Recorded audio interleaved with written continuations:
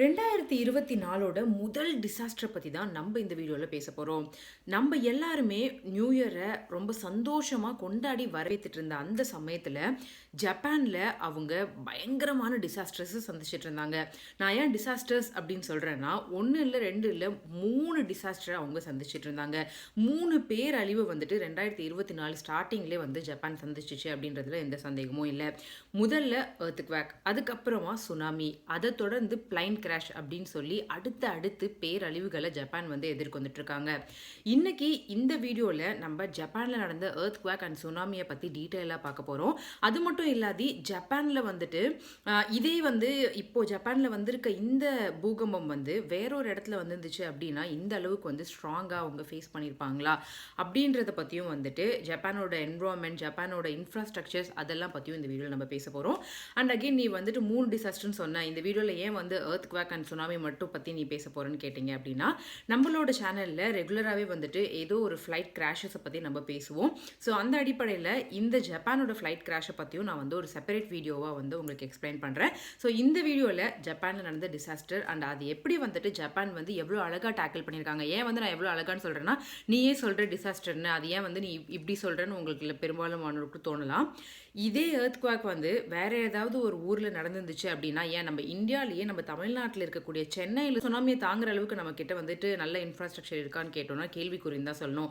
But Japan அவங்களோட நாட்டை ரொம்ப அட்வான்ஸ்டாக எடுத்துகிட்டு போய் இந்த மாதிரி ஒரு பேரழிவான ஒரு டிசாஸ்டர் வந்தால் கூட அதிலிருந்து எப்படி வந்துட்டு மீள முடியும் அப்படின்றத யோசித்து அவங்களோட டெக்னாலஜியை வந்து பயங்கரமாக பில்ட் பண்ணியிருக்காங்கன்னு தான் சொல்லணும். ஸோ வித்தவுட் டிலே நம்ம வீடியோக்குள்ளே போயிடலாம். அதுக்கு முன்னாடி நம்மளோட சேனல் நீங்கள் இன்னும் சப்ஸ்கிரைப் பண்ணல அப்படின்னா சப்ஸ்கிரைப் பண்ணிடுங்க. அதோட நான் போஸ்ட் பண்ணுற வீடியோஸ் எல்லாம் உங்களுக்கு நோட்டிஃபிகேஷனில் வரணும் அப்படின்னா பெல் ஐக்கனே ப்ரெஸ் பண்ணிடுங்க. நீங்கள் பண்ணுற ஒரு சப்ஸ்கிரிப்ஷன் நான் அடுத்தடுத்த வீடியோஸ் மேக் பண்ணுறதுக்கு ரொம்பவே மோட்டிவேட் பண்ணும். வாங்க வீடியோக்குள்ளே போகலாம். டிசம்பர் 31 நம்ம எல்லாருமே நியூ இயரை பயங்கரமாக கொண்டாடிட்டு இருந்த அந்த சமயத்தில் ஜப்பானில் இருக்கக்கூடிய ஒரு பர்டிகுலர் இடத்துல, அதாவது பெனின்சுலான்னு சொல்லப்படுற 3 சைடு கடல் இருக்கக்கூடிய ஒரு பர்டிகுலர் இடத்துல வந்துட்டு அந்த மக்களுக்கு காத்திருந்தது ஒரு அபாய ஒலி. ஆமாம், ஒரு சைரன் அடிக்குது. அந்த சைரன் அடித்த உடனே அங்கிருந்த மக்கள் எல்லாருமே பயங்கரமாக அவங்கள காப்பாற்றி கொள்ளணும்னு சொல்லி ஒரு இடத்துல போயிட்டு செட்டில் ஆக ஆரம்பிக்கிறாங்க. அந்த சைரன் அடித்ததுக்குரிய காரணம் என்னன்னு சொல்லி பார்த்தோம் அப்படின்னா, அங்கே ஜப்பானில் ஒரு எர்த்குவேக் உருவாகிட்டு இருக்கு அப்படின்றத உணர்ந்து தான் அந்த சைரன் வந்து அங்கே இருக்கிற மக்களுக்கு கொடுக்கப்பட்டிருக்கு. இப்போ எர்த்குவேக்னு சொன்னோம் அப்படின்னா எப்படி வந்துட்டு ஒரு எர்த்குவேக் உருவாகுது அப்படின்றத நம்ம ஆல்ரெடி நம்மளோட சேனலில் பேசியிருக்கோம். உதாரணத்துக்கு எர்த்தோட ஸ்ட்ரக்சர்ஸ் பற்றியும், earth crust, inner core, outer core, இது எல்லாத்தையும் பற்றி நம்ம பேசியிருக்கோம். ஸோ டெக்டானிக் பிளேட்ஸ் பற்றியும் நம்ம பேசியிருக்கோம். இன்கேஸ் நீங்கள் அந்த வீடியோ பார்க்கல அப்படின்னா நான் லிங்க் வந்து அட்டாச் பண்ணுறேன். அதை பார்த்தீங்க அப்படின்னா உங்களுக்கு கிளியராக இந்த ப்ராசஸ் புரியும். பட் சிம்பிளாக சொல்லணும் அப்படின்னா டெக்டானிக் பிளேட்ஸ் அப்படின்றது வந்துட்டு நம்மளோட கிரஸ்ட்டில் இருக்கும், எர்த் கிரஸ்ட்டில் இருக்கும். ஸோ அப்படி இருக்கும்போது ஒரு 2 டெக்டானிக் பிளேட்ஸ் மூவ் ஆகும்போது வந்துட்டு இந்த ஒரு பர்டிகுலர் எர்த்குவேக் வந்து உருவாகும். ஸோ ஜப்பானுக்கு கீழே வந்துட்டு 3 பர்டிகுலர் டெக்டானிக் பிளேட்ஸ் இருக்குது. அது வந்து மூவ் ஆகும்போது அடிக்கடி எர்த்குவேக் உருவாக்குறதுக்கு வாய்ப்பு வந்து ஜாஸ்தியாக இருக்குது. அண்ட் இங்கே எர்த்குவேக் பற்றி பேசும்போது 2 டைப் ஆஃப் எர்த்குவேக்ஸ் இருக்குது. ஒன்று வந்து நம்ம இங்கேன்னு கிடையாது, நார்மலாகவே 2 டைப் ஆஃப் எர்த்குவேக்ஸ் இருக்குது. ஒன்று வந்துட்டு ஷாலோ எர்த்குவேக்ஸ்னு சொல்லுவாங்க, ரெண்டாவது வந்துட்டு டீப் எர்த்குவேக்னு சொல்லுவாங்க. டீப் எர்த்குவேக் அப்படின்னு சொல்லும்போது பூமியிலிருந்து ஒரு 70 கிலோமீட்டர் கிட்டத்தட்ட, அதாவது அரௌண்ட் ஒரு 70-80 கிலோமீட்டர்ஸ் உள்ளார இருந்து அங்கேயே ஸ்டார்ட் ஆகி வெளியில் வெடிக்கிறது தான் வந்துட்டு டீப்பஸ்ட் எர்த்குவேக் அப்படின்னு சொல்லுவாங்க. அதே நம்மளோட பூமியிலேருந்து ஒரு 10 கிலோமீட்டர் தூரத்துலேருந்து அந்த எர்த்குவேக் ஃபார்ம் ஆகி நம்மளுக்கு அதோட ரிஃப்ளெக்ஷன் கிடைக்குது அப்படின்னா அதை ஷாலோ எர்த்குவேக்னு சொல்லுவாங்க. அப்போது ஜப்பானில் வந்துட்டு வந்த சைரன் வந்து எதுக்காகன்னு பார்த்தோன்னா, ஒரு ஷாலோ எர்த்குவேக் வந்துட்டு அந்த இடத்துல இருந்து 10 கிலோமீட்டர்ஸ்லேருந்து உருவாகியிருக்கு அப்படின்றத மீன் பண்ணி தான் அந்த சைரன் வந்து அடிச்சிருக்கு. யூஸ்வலாகவே நம்ம இதை பற்றி தெரிஞ்சுக்கும் போது நம்மளுக்கு என்ன தோணும் அப்படின்னா, ஓகே 70 கிலோமீட்டர்லேருந்து டீப்பஸ்ட்லேருந்து வருது அப்படின்னா கண்டிப்பாக அதுதான் வந்து ரொம்ப இம்பாக்டாக இருக்கும்னு நம்ம நினைப்போம். பட் கிடையாது, இந்த ஷாலோ எர்த்குவேக் அப்படின்றது தான் பயங்கர இம்பாக்ட் கொடுக்கும் அப்படின்னு சொல்கிறாங்க. இன்னொரு விஷயம் இந்த இடத்துல நம்ம தெரிஞ்சுக்க வேண்டியது என்னன்னா, ஜப்பானோட லொக்கேஷன் பர்டிகுலராக இப்போ நடந்திருக்க எர்த்குவேக்கை கனெக்ட் பண்ணும்போது ரிங் ஆஃப் ஃபயர் அப்படின்ற ஒரு விஷயத்தை பற்றி நம்ம தெரிஞ்சுக்கணும்.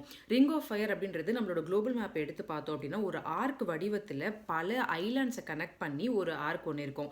அதை தான் வந்துட்டு ரிங் ஆஃப் ஃபயர் அப்படின்னு சொல்லுவாங்க. அந்த ரிங் ஆஃப் ஃபயரில் இருக்கக்கூடிய இடங்களில் நிறைய வல்கனோஸ் இருக்குது அப்படின்னு சொல்கிறாங்க, நிறைய எரிமலைகள் வாய்ப்புகள் இருக்குது அப்படின்னு சொல்கிறாங்க. அண்ட் அந்த இடங்களில் வந்துட்டு உலகத்தில் இருக்கக்கூடிய 90% எர்த்குவாக்ஸ் வந்து அந்த பர்டிகுலர் இடங்களில் தான் வருது. மீதி வந்து 10% மட்டும்தான் மற்ற கண்ட்ரீஸில் இருக்குதுன்னு வந்து பேசப்படுது. அண்ட் இப்போது ஜப்பானில் வந்திருக்கக்கூடிய எர்த்குவாக்கோட அளவு பார்த்தோம் அப்படின்னா பயங்கர ஜாஸ்தின்னு தான் சொல்லணும். 7.6 ரெக்டர் அளவு வந்துட்டு எர்த்குவாக் மெஷர் பண்ணப்பட்டிருக்கு, விச் இஸ் ரியலி ஹை. ஏன்னா நம்ம இதுக்கு முன்னாடி பேசின சில எர்த்குவாக்ஸோட இன்சிடென்ட்ஸில் நம்ம பேசினப்போயுமே நம்மளுக்கு அதோட அளவெல்லாம் ஓரளவுக்கு கெஸ் பண்ண முடியும். ஸோ 7.6 ரெக்டர் அப்படின்றது ரொம்ப ஜாஸ்தியான ஒன்று. பட் அகெயின் நான் சொன்ன மாதிரி இந்த 7.6 ரெக்டர் அளவு இருந்த எர்த்குவாக் வந்து ஜப்பான் ரொம்பவே நல்லா வந்து சமாளிச்சாங்க அப்படின்னு தான் சொல்லணும். அண்ட் இதை தொடர்ந்து வந்து சுனாமி வந்தது. பட் சுனாமியோட தாக்கம் வந்து கொஞ்சம் கம்மியாக இருந்ததுன்னு தான் சொல்லணும் எர்த்குவாக்கை விட. ஏன்னா 3 ஃபீட் அளவுக்கு தண்ணி இருந்தது அப்படின்னு சொல்கிறாங்க. உதாரணத்துக்கு சொல்லணும்னா பேசிக்கலி நம்மளோட இடுப்பு அளவுன்னு கூட சொல்லலாம். ஸோ 3 ஃபீட் அளவுக்கு வந்து தண்ணி வந்திருக்கு சுனாமினால அப்படின்னு சொல்லப்படுது. அண்ட் அகெயின் சுனாமி வந்துட்டு 2 டெக்டானிக் பிளேட் மூவ் ஆகிறத விட ஒரு டெக்டானிக் பிளேட்ல இன்னொரு டெக்டானிக் பிளேட் மேலே வந்துச்சு அப்படின்னா சுனாமியோட தாக்கம் வந்து ரொம்ப ஜாஸ்தியாக இருக்கும் அப்படின்னு சொல்கிறாங்க.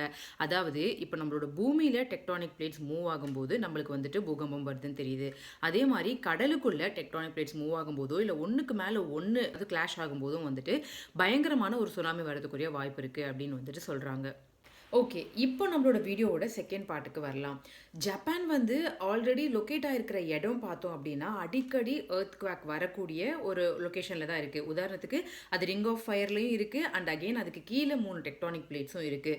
ஸோ லைக் ஒரு விஷயம் இருந்தாலே ஒன்று ஒரு கண்ட்ரிக்கு கீழே டெக்டானிக் பிளேட்ஸ் மட்டும் இருக்குதுனாலே அதோட தாக்கம் ஜாஸ்தியாக இருக்கும்னு நம்மளுக்கு தெரியும். பட் இது வந்து ரிங் ஆஃப் ஃபயர்லேயும் இருக்குது அண்ட் டெக்டானிக் பிளேட்ஸும் இந்த லொக்கேஷனுக்கு கீழே இருக்குன்ற காரணத்தினால ஜப்பானுக்கு வந்து எர்த்குவாக் அண்ட் சுனாமின்றது புதுசு கிடையாது. ரொம்ப அடிக்கடி வந்து அவங்க இந்த எர்த்குவாக்ஸையும் சுனாமியையும் சந்திச்சிட்டு இருந்தாங்க. அண்ட் 1910 நினைக்கிறேன், எனக்கு கரெக்டாக அந்த வருஷம் தெரியல. அப்போ தான் வந்து ஜப்பான் வந்து ரொம்ப பேரழிவை சந்திச்சது இந்த எர்த்குவாக்ஸ்னால. கிட்டத்தட்ட பல லட்சம் மக்கள் வந்து அந்த எர்த்குவாக் அண்ட் சுனாமினால இறந்து போனாங்கன்னு சொல்கிறாங்க. ஸோ அப்பையிலேருந்து வந்து ஜப்பான் அவங்கள வந்துட்டு இந்த எர்த்குவாக்குக்கும் சுனாமிக்கும் வந்து அவங்கள தயார் பண்ணிக்கிட்டே இருந்தாங்கன்னு தான் நம்ம சொல்லணும். இன்ஃபேக்ட் இந்த 7.6 ரெக்டாரில் கூட ரொம்ப பழமை வாய்ந்த சில பில்டிங்ஸுக்கு எதுவுமே ஆகலை அப்படின்னு வந்து சொல்லியிருக்காங்க. ஒரு பர்டிகுலர் பாயிண்ட்டுக்கு அப்புறமா ஜப்பான் டிசைட் பண்ண ஒரு பெரிய டிசிஷன் என்னன்னு சொல்லி பார்த்தோன்னா எர்த்குவாக் ரெசிலியன்ஸ் பில்டிங். அதாவது ஒரு எர்த்குவாக் வருதுன்னா அதை தாங்கக்கூடிய சக்தியுடைய பில்டிங்காக இருக்கணும் அப்படின்னு சொல்லி ஒரு சட்டமே போட்டாங்க. ஸோ அதனால் இப்போ வந்துட்டு நிறைய பில்டிங்ஸ் வந்து காப்பாற்றப்பட்டிருக்குன்னு சொல்லலாம். But at the same time நிறைய பில்டிங் வந்து இடிஞ்சு விழுந்திருக்கு. அதை வந்து நம்ம கண்டிப்பாக ஒத்துக்கிட்டு தான் ஆகணும். பட் 7.6 ரெக்டாரில் ஏற்பட்டிருக்க பாதிப்புகள் பார்த்தோம் அப்படின்னா ரொம்பவே கம்மின்னு தான் சொல்லணும் முன்னாடி இருந்த டிசாஸ்டருக்கெலாம் கம்பேர் பண்ணும்போது. ஸோ பேசிக்காக இந்த எர்த்குவாக் ரெசிலியன்ஸ் பில்டிங் எப்படி ஆக்ட் ஆகும் ஒரு எர்த்குவாக் வரும்போதுன்னு பார்த்தோம் அப்படின்னா ஒரு நிலநடுக்கம் வரும்போது அது பயங்கரமாக ஷேக் ஆகிட்டு திருப்பி அது வந்து நார்மல் பொசிஷனுக்கு போகும். அதுக்காக இவங்க வந்து நிறைய இந்த ஃப்ளெக்சிபிள் மெட்டீரியல்ஸ் அண்ட் டேம்பர்ஸ் யூஸ் பண்ணியிருக்காங்க. அதாவது ஒரு வைப்ரேஷன் நடக்குது அப்படின்னா அதை கண்ட்ரோல் பண்ணுறதுக்கும் கம்மி பண்ணுறதுக்கும் வந்துட்டு நிறைய டேம்பர்ஸ் யூஸ் பண்ணி இந்த பில்டிங்ஸ் எல்லாம் கட்டியிருக்காங்க. நிறைய ஃப்ளெக்சிபிள் மெட்டீரியல்ஸும் யூஸ் பண்ணியிருக்காங்கன்றது வந்துட்டு சொல்கிறாங்க. ஸோ இந்த எர்த்குவாக் ரெசிலியன்ஸ் பில்டிங் வந்து இந்த ஜப்பானுக்கு எர்த்குவாக் நடக்கும்போதோ இல்லை வேறு ஏதாவது டிசாஸ்டர் நடக்கும்போதும் வந்துட்டு ரொம்பவே யூஸ்ஃபுல்லாக இருக்குது. அப்படி என்னதான் ஜப்பான் வந்து அவங்கள இந்த மாதிரி எர்த்குவாக் சுனாமிஸ்க்கு தயார் பண்ணிக்கிட்டு இருந்தாலும் கூட நிறைய பில்டிங்ஸ் வந்து இடிஞ்சு போயிருக்கு அப்படின்றதுல சந்தேகமே இல்லை. அண்ட் அது மட்டும் இல்லாத நிறைய மக்கள் வந்து வீடுகளை இழந்திருக்காங்க. நிறைய பேர் வந்துட்டு இன்னமும் வீட்டில் எலக்ட்ரிசிட்டி இல்லாமல் வந்து கஷ்டப்பட்டுட்டு இருக்காங்க. அந்த மாதிரி விஷயங்கள்லாம் நிறைய ஜப்பானில் நடந்துக்கிட்டு தான் இருக்குது. ஸோ இந்த சோகம் எல்லாமே ஜப்பானில் மாறி அவங்க எல்லாரும் அதுலேருந்து மீண்டு வரணும் அப்படின்னு நினைக்கிறேன். அண்ட் ஒரு நல்ல விஷயம் வந்துட்டு இதுக்கு முன்னாடி இருந்த டிசாஸ்டரில் இருந்த இறந்து போனவர்களின் எண்ணிக்கையை இப்போ நம்ம கம்பேர் பண்ணணும்னா ரொம்பவே கம்மின்னு தான் சொல்லணும். கண்டிப்பாக ஜப்பான் இதை விட்டு கம்ப்ளீட்டாக மீண்டு வருவாங்க நான் நம்புகிறேன். அண்ட் அதில் பாதிக்கப்பட்ட மக்கள் எல்லாத்துக்கும் நம்மளோட ப்ரேயர்ஸை வச்சுட்டு நான் இந்த வீடியோ முடிச்சுக்கணும்னு நினைக்கிறேன். ஸோ இது மாதிரி நான் வேறு ஏதாவது டாபிக்ஸ் பற்றி உங்களுக்கு பேசணும் அப்படின்னாலும் கமெண்ட் செக்ஷனில் சொல்லுங்கள். வேறு ஒரு நல்ல வீடியோவில் சந்திக்கிறேன். Until then, this is me, Vaskir Enraj. Bye bye. Take care. Keep smiling.